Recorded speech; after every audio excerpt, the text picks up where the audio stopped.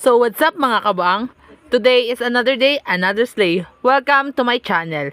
So for today's video, is wala tayong ibang gagawin din, kundi maghihilamos tayo ng muka. Syempre, kailangan natin yan para lagi tayong stay pretty. Alam nyo ba yon? Tapos pagtapos kong ako bagang maghilamos dyan, nagdiretso kain na ako. Kasi alam nyo yun, mag-general cleaning tayo dito sa bahay. Sipag-sipagan na naman to. Oh, ay siya ho, ay kain kayo, ay ang ulam ko dyan ay adobo baghot at pastil. Pagtapos ko magkain, dinagdiretso walis na ho ako, tas ko magwalis, ay nagmap na din bagaho ako. Pero hindi man ho yung magkasunod, may pahinga naman ako na, ay super sipag ko naman. Pag ganun, ay walang ganon.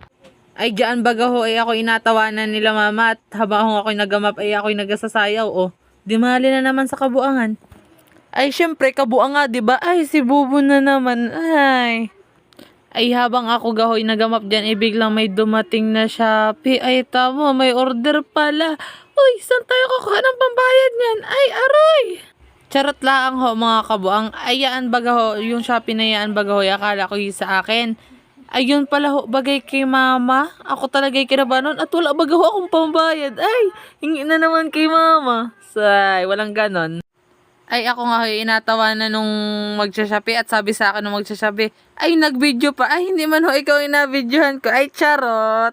Ay ang tawa ko nga ho baga dyan at kita ko nila mama. Sabi ko baga ma, nandiyan yung Shopee nyo, chinilas ay naandito baga ho si Papa, galit na galit yung pag may Shopee kami, o di nyo kaya Papa ko.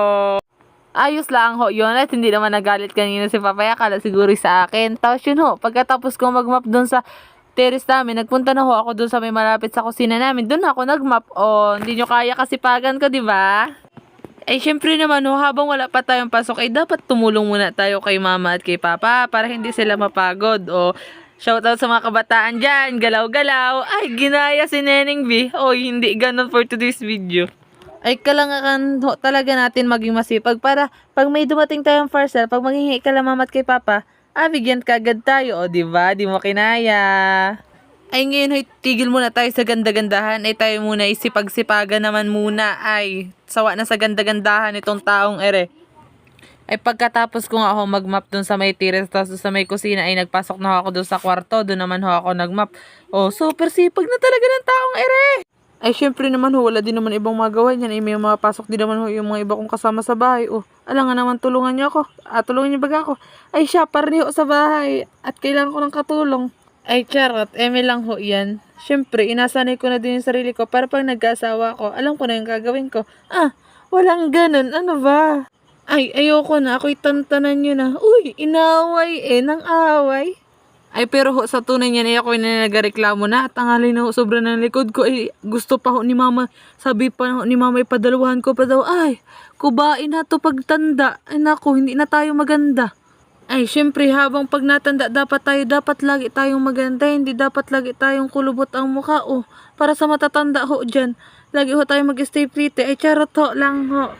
Yan, tapos nung pagtaas ko, baga mag-map, nagpunta na ako kusina, ay naabutan ko sila, papa nagaluto ho ng pansit, ay adalhin ko ho doon sa pamangkin ko may birthday. Pupunta na tayo doon sa bahay nila kuya kasi magdadala tayo ng pansit, tapos uuwi ulit ako dito. Pupunta na tayo sa bayan, tapos bibili na tayo ng cake. Ay pagkadating ho baga namin kaagad dun sa bahay ho nila kuya, ay nakita ko kagad yung pamangkin ko. Tapos yung pagkapunta namin ho dun sa pamangkin ko, nagpunta na kagad kami nila mama sa bayan. Tapos nagdaan ho muna kami sa card kasi makuha ko pa si mama ng pera. O, di nyo kinaya, mapera yung mama mo. Ay, charot, walang pera ho. Tapos yun, pagtas namin ho pumunta sa card, nagpunta na ho kami dun sa tindahan ng cake, nagbili na ho kami. Tapos inabutan po kami na ulan yung cake, ganyan na ang nangyari. O, di nyo kinaya. Tapos yun, nagpunta na ho ulit kami dun sa bahay ng kuya ka. Tapos yan, no, ano na po, inapablo na namin yung cake. Tapos di pa po kami nakakakanta. Blinunya na kagad. O, di nyo kinaya yung pamangkin ko, no.